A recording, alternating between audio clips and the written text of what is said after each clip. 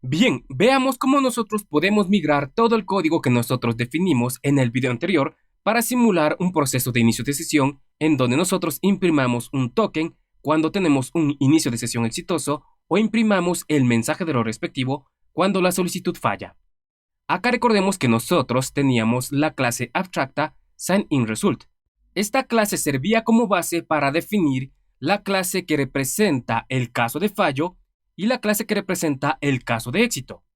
Ahora bien, vimos que acá tuvimos que utilizar un if en donde se realiza un casting implícito, o si no, por acá tuvimos que realizar un casting explícito utilizando as cuando la solicitud falla.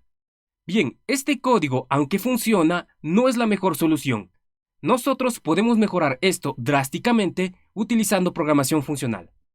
Para esto lo que vamos a hacer es crear una clase que nos permita trabajar con datos genéricos y esta clase vamos a poderla utilizar siempre que nosotros queramos trabajar con uno de dos posibles valores, por ejemplo, un caso de éxito o un caso de fallo. Esta clase únicamente va a almacenar uno de esos dos posibles valores. Vamos por acá a la clase abstracta SignInResult y ahora vamos a cambiarle el nombre y ahora se va a llamar either. Esta clase va a trabajar con dos datos genéricos. Al primer dato genérico le voy a llamar left utilizando únicamente la letra L. Y luego por acá voy a utilizar la letra R para right. Ahora acá en nuestro sign-in, en lugar de retornar sign-in-result, nosotros lo que vamos a hacer es retornar una instancia de either en donde acá a la izquierda vamos a decirle que deberíamos retornar un dato de tipo failure si la solicitud falla, y en la derecha vamos a decirle que tenemos que retornar un string si la solicitud es exitosa. Bien, ahora por acá abajo de either vamos a definir una clase a la cual le vamos a llamar left y esta clase va a extender de either. Bien, esta clase left también va a trabajar con datos genéricos L y R.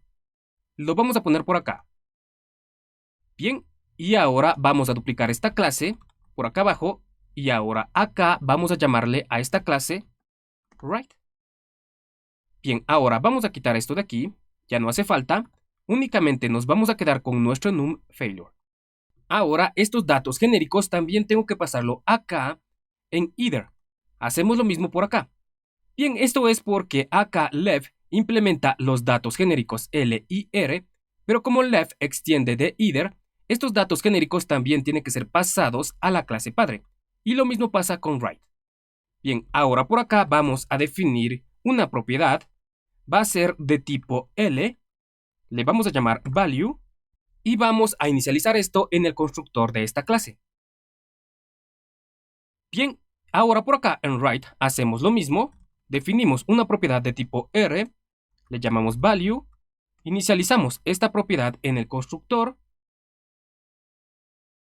y ahora acá en sign-in vamos a borrar estos return de acá y ahora en este if, si el username es igual a test y password es igual a 123456, nosotros tendríamos un caso de éxito, por lo cual deberíamos retornar right.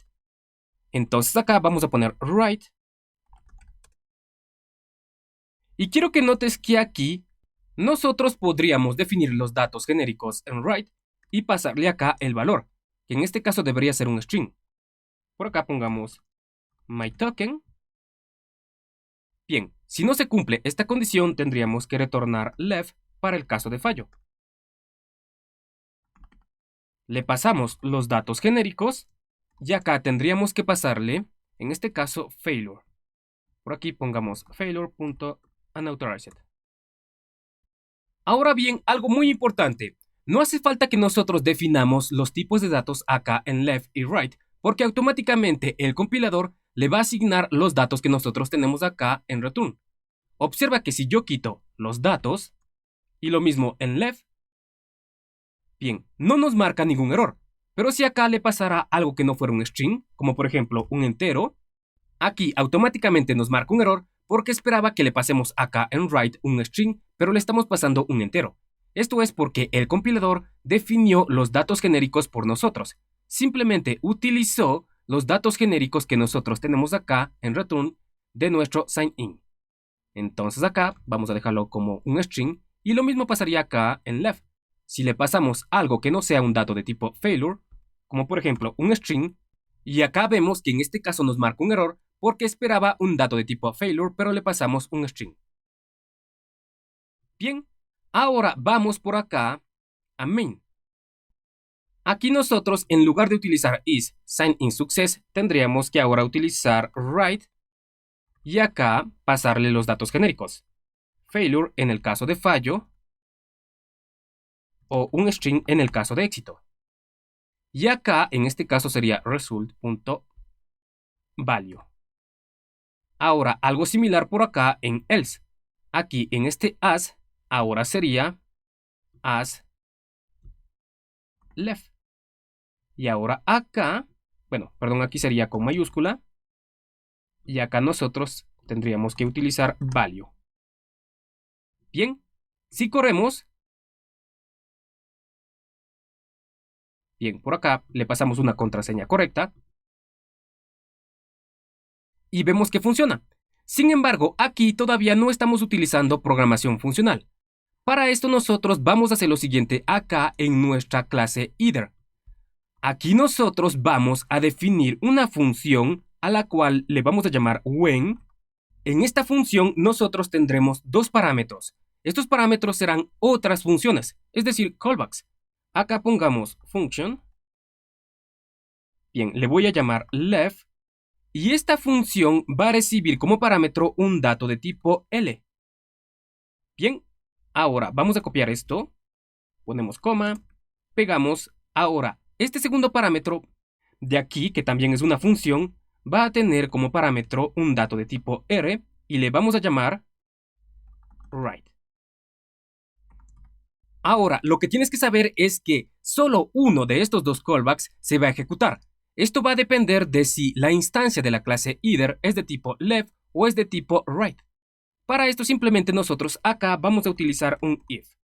Si, en este caso, pongamos acá this es de tipo left. Bien, en ese caso nosotros vamos a ejecutar el callback left. Y aquí le vamos a pasar this, que sabemos que es de tipo left, y accedemos a value. Aquí nos marca un error porque necesitamos realizar un casting. Acá vamos a poner esto dentro de paréntesis y acá voy a poner as left.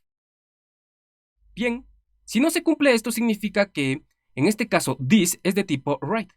Pongamos acá un else y en ese caso vamos a llamar a el callback right y acá le pasamos this as right. Bien, punto value.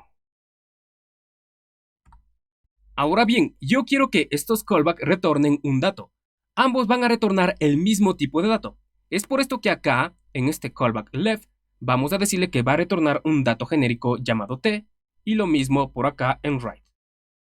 Por acá voy a poner coma, voy a formatear mi código, regresamos a either, y ahora acá nosotros vamos a poner return cuando llamamos a nuestros callbacks respectivos. Pongamos acá return, y por acá abajo también. Ahora, vemos que acá nos marca un error, pero esto es porque aquí estamos trabajando con datos genéricos en una función. Es decir, esta función tiene que definir el dato genérico t.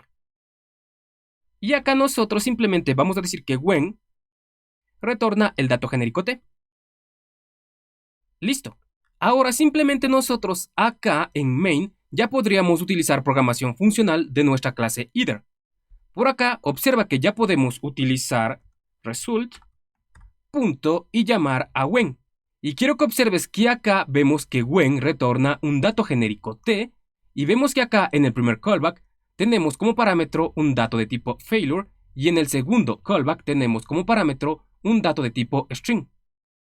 Bien, por acá simplemente definimos nuestro primer callback y también el segundo callback. Y no nos olvidamos de definir los parámetros. En este caso, acá en left tendríamos nuestro failure y acá en right tendríamos nuestro token. Formateamos nuestro código y quiero que observes que acá failure es de tipo enum failure y acá token es de tipo string.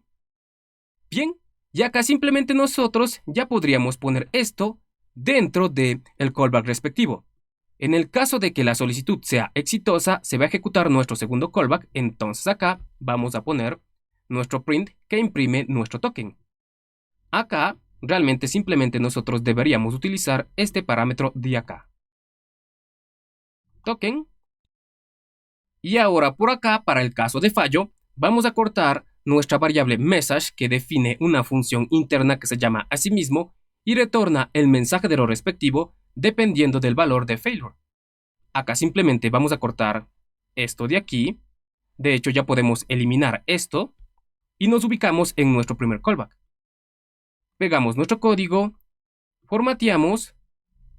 Bien, y ahora simplemente vamos a correr.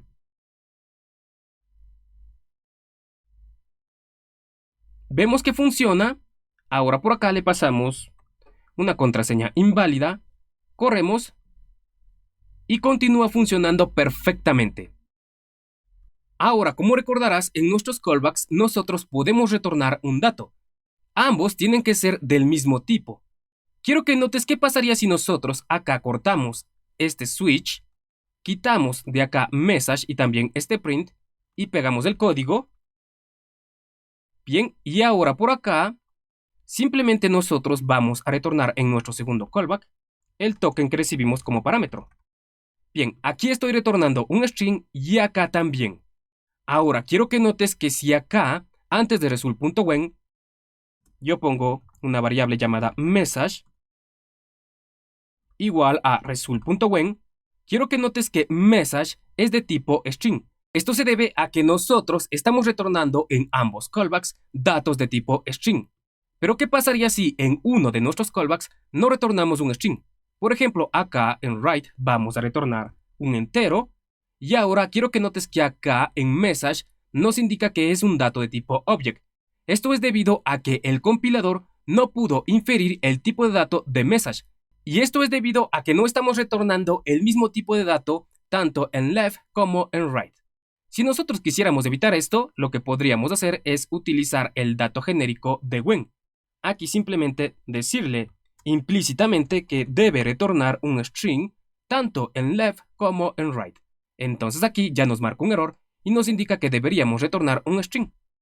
Acá vamos a retornar nuestro token y ahora simplemente nosotros por acá abajo podríamos imprimir en consola nuestro mensaje.